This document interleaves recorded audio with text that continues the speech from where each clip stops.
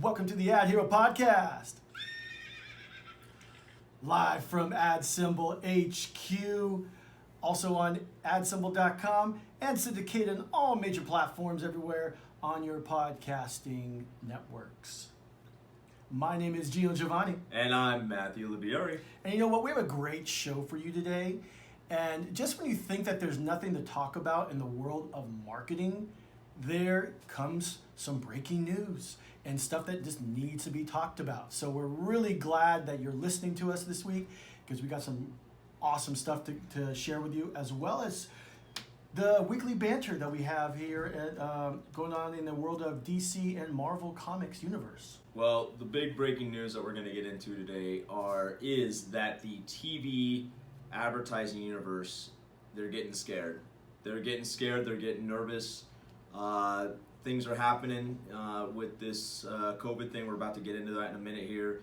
But the takeaway from this show is if you're in a marketing team, if you're in a small business, if you're in a large business, there are going to be some very interesting opportunities that are going to be made available to you in the forthcoming months and years in the TV advertising universe, because they're starting to shake in their boots over what's happening on online digital platforms. So we're going to get into that. But Gino, to kick things off here, man, what are the updates in our Block A here, affectionately known as the banter part of the show? We know you guys like this part of the show. It's where we go a little bit off script, we go a little bit off kilt, we go a little bit deep down some rabbit holes, but we have a lot of fun doing it. Oh, that's certainly true, Matthew. Well, I'll start off with a few little quick tidbits here. If you're the fan of the MCU, the Marvel Cinematic Universe, you would know that the Agents of S.H.I.E.L.D. begins tonight. Actually, by this time we're doing the broadcast, it already aired. But it's back on for season 7. It's the final season that ties in with all the other Marvel movies and so forth, and that will be broadcast on ABC, so that's really exciting. Quick question. Do you feel that by the end of the season, do you think there'll be some cliffhangers that will actually tie into future movies that will be coming out next year? Yeah, there'll probably be a few. It's hard to recall, though, because the way that I've seen it, they'll kind of throw in some stuff where they either be like, you have to really remember back from old MCU movies, or you'll notice a connection later on in MCU movies that connected to Agents of S.H.I.E.L.D., such as Doctor Strange. Actually, there was some stuff that came out before the Doctor Strange movie on Agents of S.H.I.E.L.D., and that after the movie came out, then everything kind of all was like connected by that point. Some Easter eggs. Some Easter eggs, yes, which is Marvel was really huge on that. Yeah, I hope they do it that way. I really do, because that makes all these shows really worth watching, in my opinion. You know, right now, while everybody is still on house arrest, lockdown, again, hey, from all of us here at the AdHero podcast, stay safe out there, please. You know, this thing is, we're all in it together to beat it together, and we're going to get through it. But you have this awesome opportunity to just binge watch some of these shows, and they're worth watching when they tie into the major films that, you know, are coming before them, after them, stuff like that. So I really hope that on this last season of Agents of S.H.I.E.L.D. that they leave a couple of fun cliffhangers in there that, you know, kind of tease some forthcoming movies.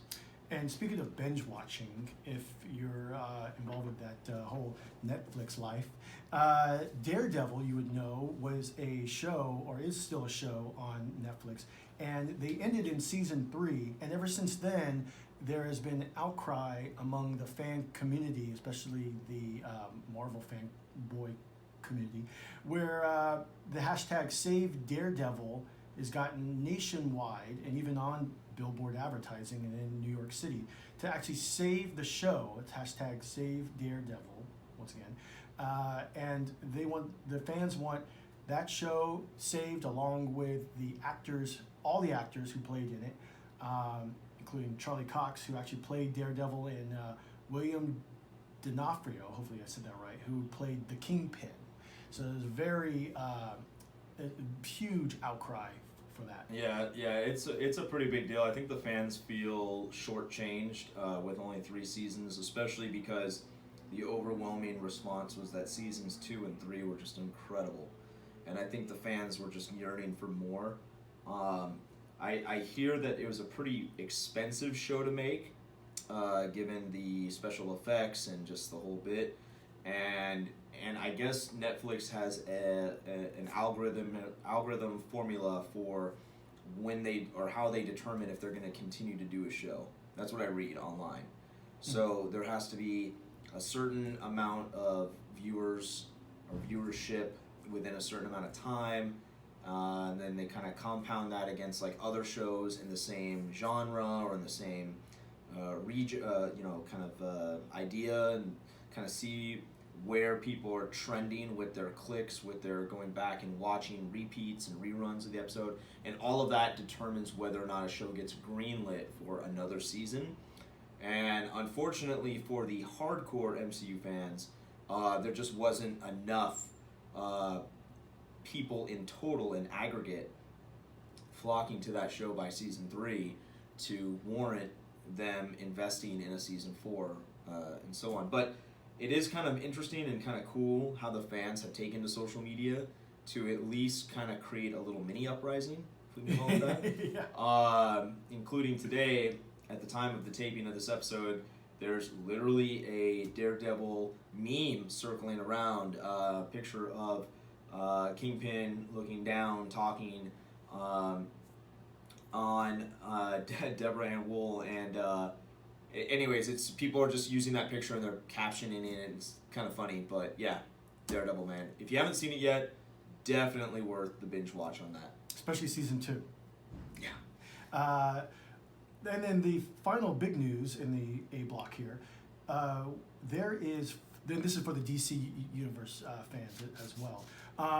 Henry Cavill, otherwise known as Superman, is rumored to be coming back as Superman. He's been wanting he actually never really wanted to leave the role, but there was talks of having him replaced by several different actors, and I don't really recall the news like why, other than just trying to reboot the whole DC EU or DCU universe to try to appeal to more fans, and it's all run by Warner Brothers, so they're trying to catch up with the Marvel Cinematic Universe, and they kind of fell flat, except for the last few movies, which was maybe like Shazam, Wonder Woman, Aquaman.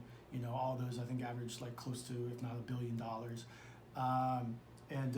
Anyway, so they've been trying to play catch up here, and they even got a new Batman movie coming out that's going to be having the star of the Twilight movies, Robert Pattinson. Robert Pattinson, thank you. I was thinking Tim for some reason. But now there's even a rumor going around that Ben Affleck possibly could be returning to the role as Batman as well. So it's very interesting to hear about these two icons. What was your opinion of Ben Affleck's interpretation of Batman? I thought he played a great Batman and Bruce Wayne. In fact, he probably played the best like Bruce Wayne, just because it was an older version of him, and it just seemed more mature, and he was just. I bought it. I bought it the first time I saw him on camera for it. Yeah, no, I liked him. I liked him in the role. I think it'd be cool to see him come back and reprise that role for sure. But I guess time will tell. These things always kind of boil down to scheduling. Like, if he already has other films on the docket, can he squeeze it in? All that kind of jazz. And then of course you have the pricey contracts that the studios have to work out. Not to mention rehab. He was actually in rehab as well. Yeah. So yeah, hopefully that's going well for him. But it just sounded a good note on this is that it just sounds like DC, Warner Brothers now knows what they're doing when it comes to all these new movies. They're like we've been talking. They're gonna do the Snyder Cut now on HBO Max for the Justice League movie. Wonder Woman 1984 coming out, and they're talking about all these other movies that it just seems like they now know what to do. Well, they had been getting their backsides handed to them for some time by the MCU. I mean, let's just make no bones about it. The MCU, first of all, the number of characters that the MCU can pick from to make films is just massive. I mean, the DC universe is massive as well, but for whatever reason, the way that the DC movies have come out, I'm talking, Green Lantern, I'm talking like, all these different ones, they just weren't as good. They weren't as well received by the public as, Iron Man and Spider-Man and Wolverine and all this stuff, right? There were so many problems from start to So finish. many problems. So let's hope that the DC films that start coming out now are gonna start matching. I mean, Batman was arguably, and Superman were arguably two very good films that were made, and all the different versions of them, iterations of them, with the exception of the Arnold Schwarzenegger Batman. Yeah, a lot of people don't like that one. Yeah. Let us never speak of George Clooney playing Batman ever again. That was terrible. I didn't mind him. No. I personally didn't mind him. Ugh. But by and large, DC has been lagging the MC. I think most people would agree with that online. Yeah. They If you do agree with that, give us a shout on Twitter. That's right. Yeah. Well, it just goes to show you, not concentrating on the stories enough and then trying to play catch up with your competitor when you should just be concentrating on your own. And I think that's an interesting point, right? I think the Marvel movies, they really focus on the story and the script and the interaction between the characters, and they'll sometimes even cast, maybe an unknown actor or an up-and-coming actor because that person better fits the role. I think my point in the George Clooney reference is just, like, that was such a stretch by the studio to just cast him as Batman because he was, on that show ER, and he was, like, just one of the most popular actors in the world at that point in time. That's right. Let's just throw a Batman costume on him and it'll suddenly make sense and it'll be a great film. I don't know. My favorite Batman of all time is still Michael Keaton. Oh, great Batman. Great. Still my favorite Batman of all time. More than, what's his name? Christian Bale? Christian Bale. Christian Bale's a close second. Christian Bale's a very close second. I do like Christian Bale as Batman. Loved all three of those films for sure. But there's just something, I can just go back and watch Batman 1 and 2 still to this day. And it's just like Michael Keaton's so badass in those films. He's a great actor. So badass. Yeah, he is. He's a phenomenal actor in anything he does. Okay. That was a good banter section, man. It was a good banter. I liked it. Yeah. Listen, if you're a first-time listener to the AdHero podcast, we're big nerds over here. We're data nerds. Fanboys. We're technology nerds. And we're comic book nerds, all right? That's just what it is. So, you'll hear from time to time on these episodes that we'll go off on these little tangents and talk about movies and entertainment and comics and stuff like that. If that's not your thing, man, just, hit that fast forward button, zoom a little bit forward down the road. We're going to get to the ad part now. But if you do like any of that stuff, we hope that you'll find the banter part of the show interesting. Right now into the B block we got going down here. The coronavirus. Let's get to it. That's right. Check this out. The coronavirus is set to wipe $50 billion off ad budgets this year. And here is what is the hardest hit. Now, this is all coming from a report by the WARC, or the World Advertising Research Center. And what it claims is that the ad market will be reduced by 8.1%, or $49.6 billion, according to the data from the WARC, published actually Thursday, a few weeks ago, compared to a previous forecast of growth of 7.1%. Matthew, what do you think about that? Well, that's a 15% swing is what I think of that, right? Before pre-COVID, everyone's thinking, man, more ad dollars are going to be flowing in everywhere across the boards. Now, post-COVID, it's like, nope, back that up, pause that prediction. We're going the other direction, down 8%. Who is going to be the hardest hit player or entity in that big loss of $50 billion? That's a very good question here. When it comes to when it comes to that, that kind of moves us into this next article brought to you by the CNBC. It said that ad shift from TV to digital will speed up even more because of coronavirus. And that's according to the Goldman Sachs, actually, that report's actually coming from. Originally coming from. But what they were saying, though, is that the brands are able to measure the impact of online ads more easily than those on TV, and digital ads tend to be a lot more cheaper.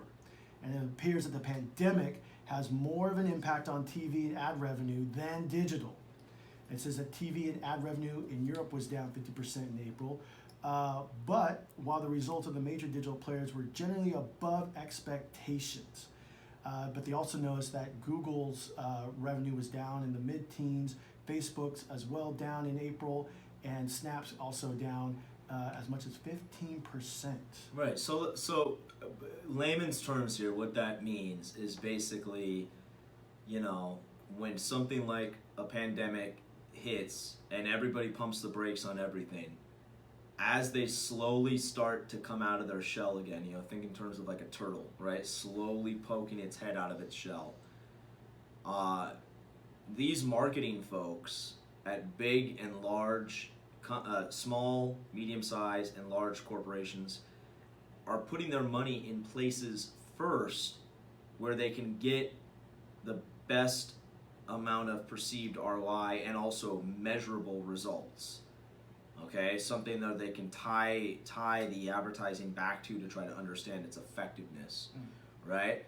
And so what I see when I read that is you got one report saying, listen, across the boards, all industries, all things, we were thinking there was going to be an uptick of 7% in more money spent in 2020. Now we're readjusting that thinking and we're saying it's going to be an actual decline of 8%. For $50 billion.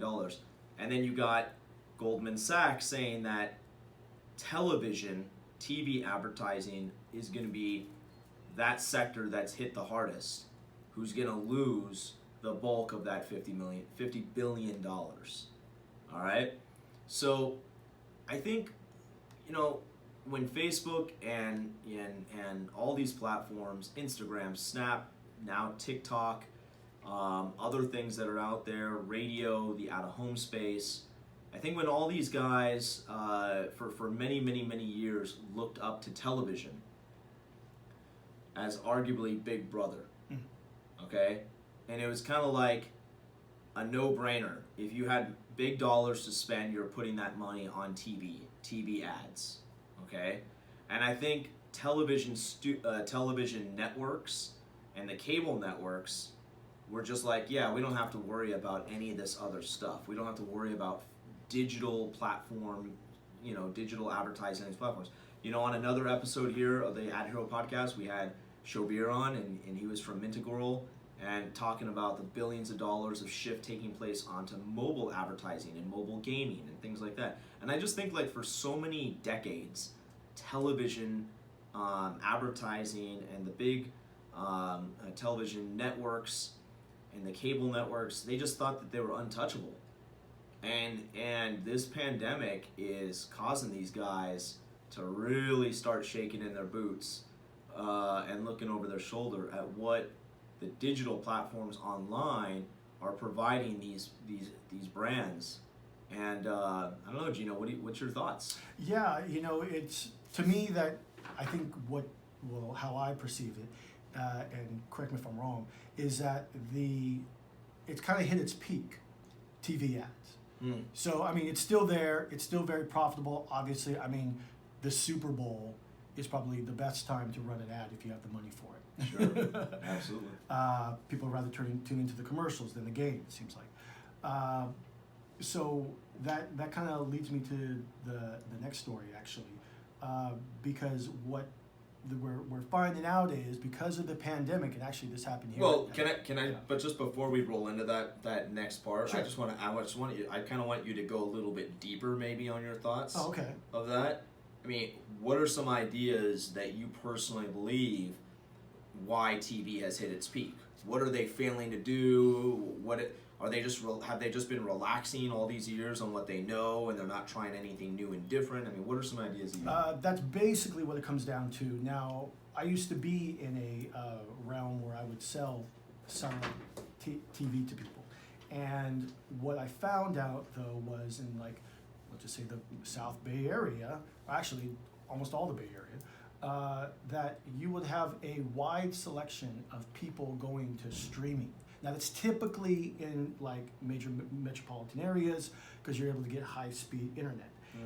So the content was there for the viewer that they would rather go to streaming.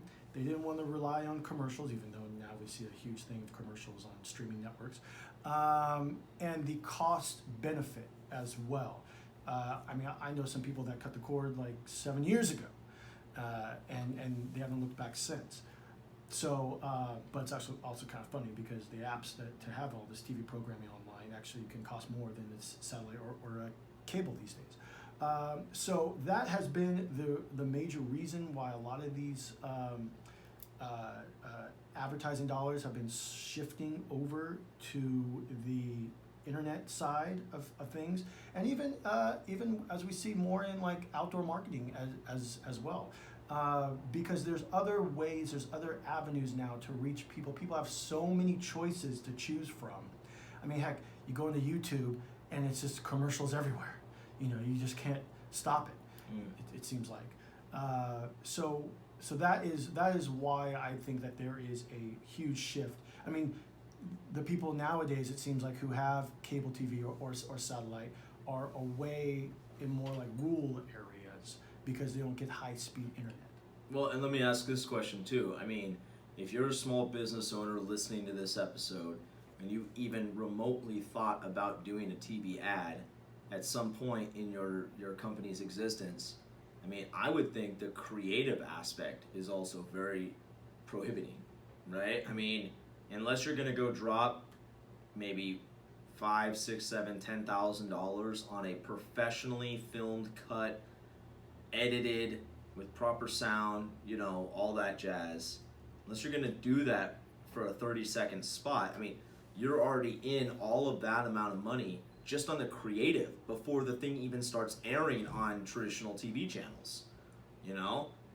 Meanwhile, you have these online networks who are like, listen, here's an ad builder, you can do it, you can just sit there at your computer, drag some images, we can animate it for you, we can add in sound, all this different stuff, and then we can start showing the ad, and then you can see who's interacting with it and things of that nature.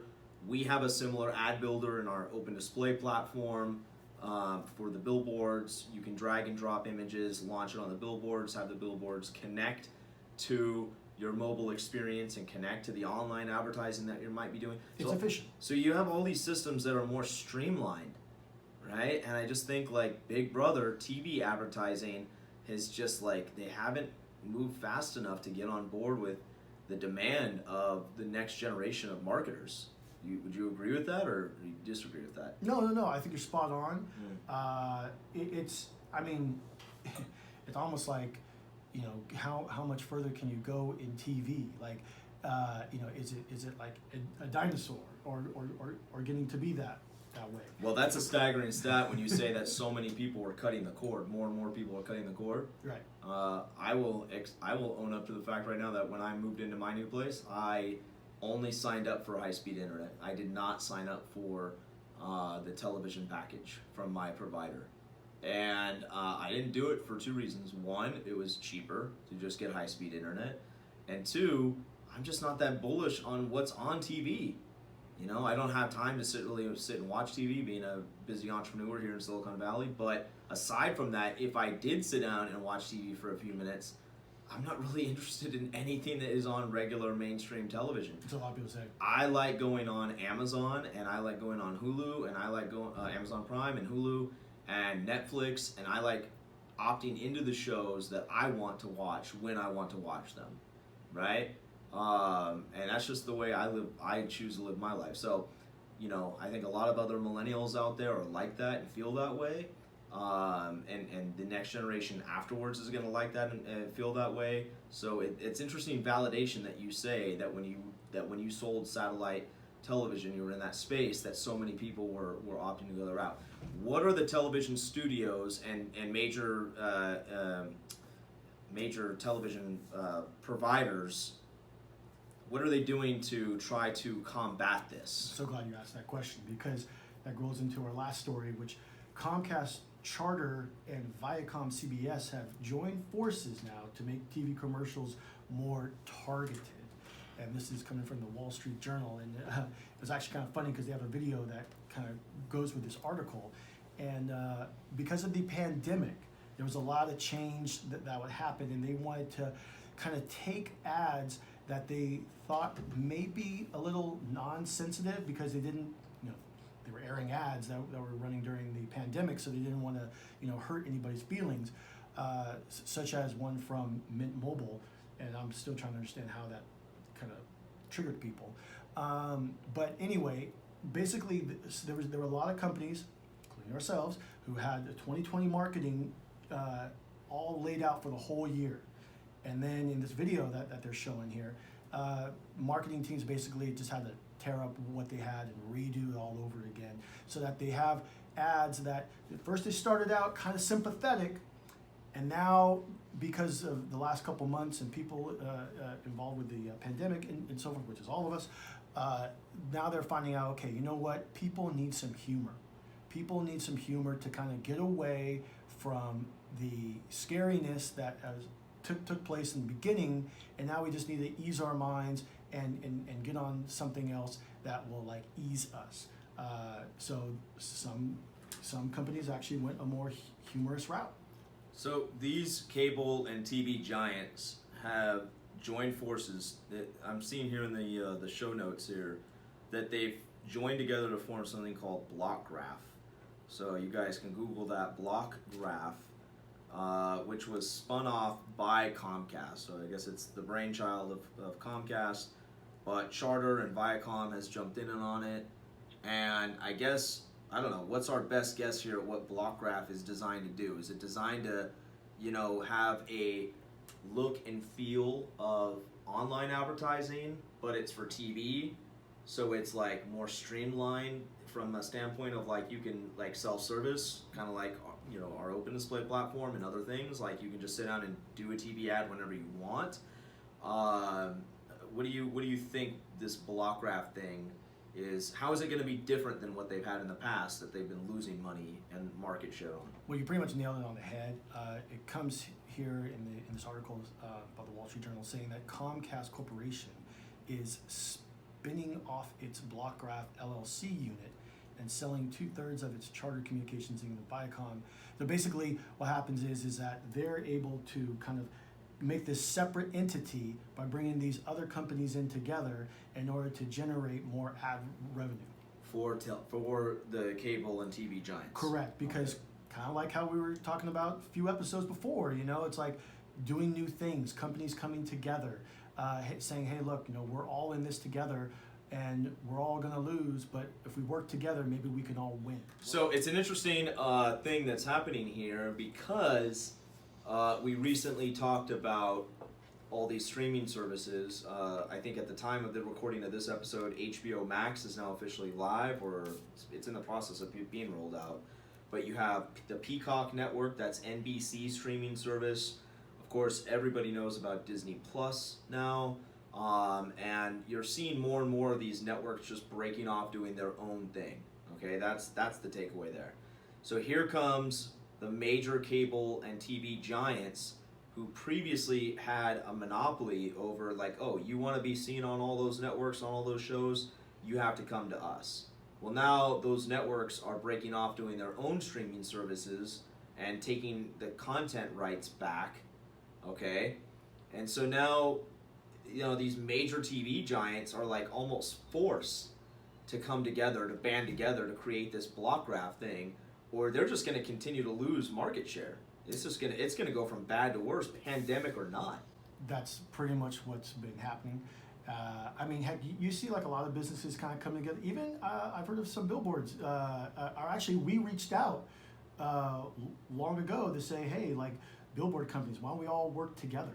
Yeah, that's the founding idea of our business model, of course. Yeah. So let me wrap on this thought or question for you.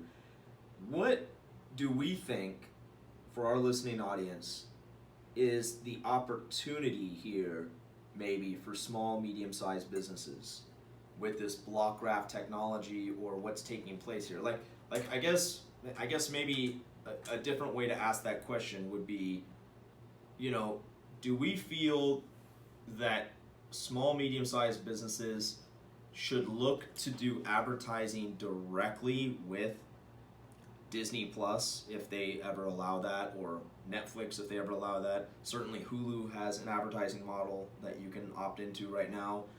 Peacock, HBO Next. Should business owners be looking to do their advertising on their favorite shows through the streaming services themselves, or should they look to sign up for a campaign on this block graph service and still have their ads filtered out on cable and traditional TV giants? What's your thoughts, Gino? Initially, without too much thought of it, I almost think it's just to do both, because there is a opportunity to capitalize on something that you might not know how to get into, but someone else could help you get into that market.